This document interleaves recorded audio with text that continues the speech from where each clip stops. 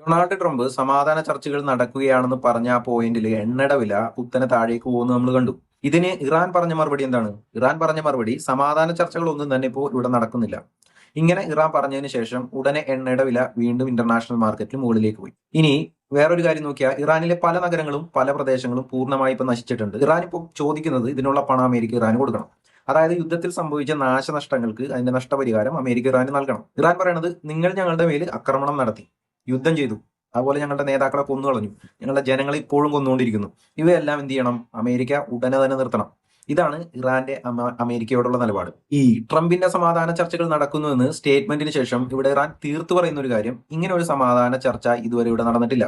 ഒരു പോയിന്റിൽ ട്രംപ് പറഞ്ഞു എല്ലാം ഓക്കെയായി, സമാധാന ചർച്ചകൾ നടക്കുന്നുണ്ട്. ഡൊണാൾഡ് ട്രംപിന്റെയും ഇറാന്റെയും സ്റ്റേറ്റ്മെന്റുകൾ ഇവിടെ നോക്കിയാൽ നമുക്ക് ചില കോൺട്രാഡിക്ഷൻസ് കാണുവാൻ സാധിക്കും. ഇവിടെ പലരും ആരോപിക്കുന്നത് യുദ്ധം നടത്തി അമേരിക്കക്ക് നഷ്ടമുണ്ടെങ്കിലും ഇവിടെ ഈ യുദ്ധത്തിൽ ഡൊണാൾഡ് ട്രംപ് അദ്ദേഹത്തിന്റെ പേഴ്സണൽ ലാഭങ്ങൾ നല്ല രീതിയിൽ കൂട്ടിക്കൊണ്ടിരിക്കുന്നുണ്ട്, അദ്ദേഹത്തിന്റെ ബിസിനസ് നല്ല രീതിയിൽ നടത്തുന്നുണ്ട്. സമാധാന ചർച്ചകൾ നടക്കുന്നു എന്ന് പറഞ്ഞതിന് ശേഷം നിങ്ങൾ ശ്രദ്ധിച്ചാൽ മനസ്സിലാവും എണ്ണയുടെ വില ഒറ്റയടിക്ക് ഏകദേശം ബാരലിന് $93-95 താഴ്ന്നു പോയിരുന്നു. പിന്നീട് ഇറാൻ പറഞ്ഞു ഇത് മുഴുവൻ തെറ്റാണ്, ചർച്ച ഒന്നും ഇപ്പോൾ ഇവിടെ നടക്കുന്നില്ല. ഇങ്ങനെ ഇറാൻ അവകാശപ്പെട്ടതിന് ശേഷം എണ്ണയുടെ വില എന്ത് ചെയ്തു? കുത്തനെ അത് മുകളിലേക്ക് പോയി. അപ്പോൾ ഈ സാധ്യതകൾ മുതലെടുത്തിട്ട് അമേരിക്കൻ പ്രസിഡന്റായ ഡൊണാൾഡ് ട്രംപ് ഇത് മുൻകൂട്ടി അറിയാവുന്ന കാരണം സ്റ്റോക്ക് മാർക്കറ്റിൽ അദ്ദേഹം ഷോർട്ട് സെല്ലിംഗ് നടത്തിക്കൊണ്ടിരിക്കുകയാണ്. ഇതുവഴി അദ്ദേഹത്തിന്റെ ബിസിനസ് എന്ത് ചെയ്യാണ്? ചെറിഷ് ചെയ്തുകൊണ്ടിരിക്കുകയാണ്.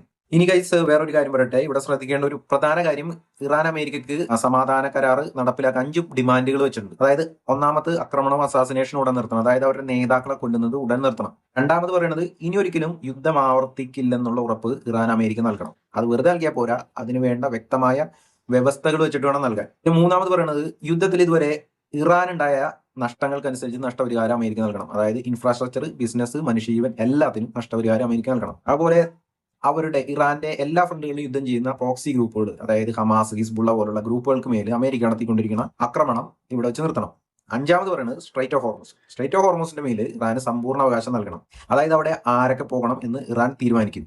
ഇറാൻ തുറന്നു പറയുന്നത് ഞങ്ങൾ തീരുമാനിക്കുമ്പോൾ മാത്രമേ ഈ യുദ്ധം അവസാനിക്കുള്ളൂ, അതും ഇറാന്റെ വ്യവസ്ഥകൾ അംഗീകരിച്ചാൽ മാത്രമേ ഈ യുദ്ധം ഇറാനിവിടെ അവസാനിപ്പിക്കാൻ പോകുന്നുള്ളൂ എന്നാണ് ഇറാൻ പറയുന്നത്. പക്ഷേ ഇതേസമയം ട്രംപ് എന്താണ് പറയുന്നത്? ട്രംപ് പറയുന്നത് ഞങ്ങൾ ചർച്ച നടത്തുകയാണ്, ചർച്ച പുരോഗമിക്കുന്നുണ്ട്, ഇറാന്റെ ഉള്ളിൽ ചർച്ച നടക്കുന്നുണ്ട്, പുറമേ ചർച്ച നടക്കുന്നുണ്ട് എന്ന് ഇറാൻ പറയുന്നു. ഇത് ചർച്ചയല്ല, വെറും സന്ദേശ കൈമാറ്റങ്ങൾ മാത്രമാണ് നടക്കുന്നത്. അപ്പോൾ വീണ്ടും ട്രംപ് സ്റ്റേറ്റ്മെന്റ് കൊണ്ടുവരികയാണ്. ഇറാൻ ഭയപ്പെടുന്നുണ്ട്, അതുകൊണ്ടാണ് ഇറാൻ സമാധാന ചർച്ചകൾ നടക്കുന്നു എന്ന് സമ്മതിക്കാത്തത്. ഇതൊക്കെ പത്രസമ്മേളനത്തിൽ അദ്ദേഹം വിളിച്ചു പറയുന്നത്. പക്ഷെ സത്യത്തിൽ ട്രംപ് പൊതുവിൽ ഇങ്ങനെ സംസാരിക്കുന്നത് തീർച്ചയായിട്ടും ചർച്ച മുന്നോട്ട് പോകുന്നതിന് തടസ്സം സൃഷ്ടിക്കും എന്നുള്ള കാര്യം ഉറപ്പാണ്. ഇങ്ങനെ ചെയ്താൽ എന്താണ് സംഭവിക്കുന്നത്?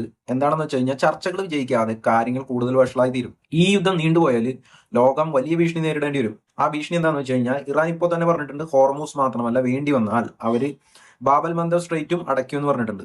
അതായത് ഈ ഏരിയയിൽ കൂടെയാണ് ഏകദേശം ഗ്ലോബൽ ട്രേഡിന്റെ ചരക്ക് ഗതാഗതം ഏകദേശം 10-12% നടക്കുന്നത്. അപ്പോൾ ഈ ഏരിയ ഇറാൻ അടച്ചാൽ എന്ത് സംഭവിക്കും?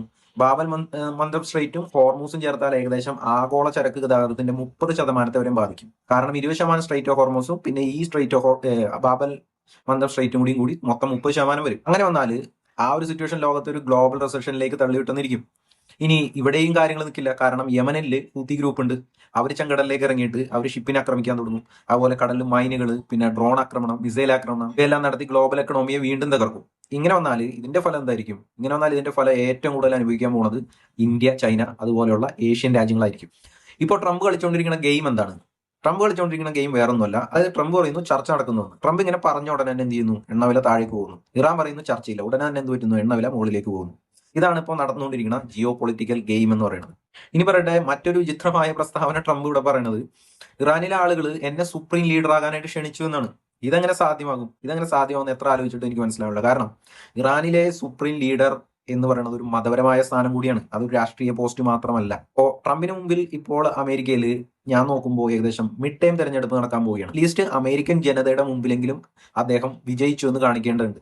അതിനായി ട്രംപ് എന്ത് ചെയ്തുകൊണ്ടിരിക്കുകയാണ്? ട്രംപ് കൂടുതൽ ആക്രോശപരമായി പെരുമാറിക്കൊണ്ടിരിക്കുകയാണ്. സമാധാന ചർച്ചയേക്കാൾ ട്രംപ് ലക്ഷ്യം വെക്കുന്നത് അയാളുടെ രാഷ്ട്രീയം, ഇമേജ്, തെരഞ്ഞെടുപ്പ്, അതുപോലെ പേഴ്സണൽ ബിസിനസ്, ഇത്രയും കാര്യങ്ങളാണ്. അതുകൊണ്ടാണ് സ്ഥിതി കൂടുതൽ വഷളായിക്കൊണ്ടിരിക്കുന്നത്. ഗൈസ്, എന്തായാലും ഞാനിവിടെ വീഡിയോ അവസാനിപ്പിക്കുകയാണ്. നിങ്ങൾക്ക് ഈ വീഡിയോ ഇഷ്ടപ്പെട്ടു എന്ന് വിചാരിക്കുന്നു. പെട്ടുമെങ്കിൽ തീർച്ചയായിട്ടും ഒരു കാര്യം പറയട്ടെ, ചാനൽ സബ്സ്ക്രൈബ് ചെയ്യാനായിട്ട് മറക്കരുത്, ലൈക്ക് ചെയ്യാനായിട്ട് മറക്കരുത്. അപ്പോൾ അടുത്തൊരു വീഡിയോയിൽ വീണ്ടും കാണാം. അതുവരേക്കും സൈനിങ് ഓഫ്.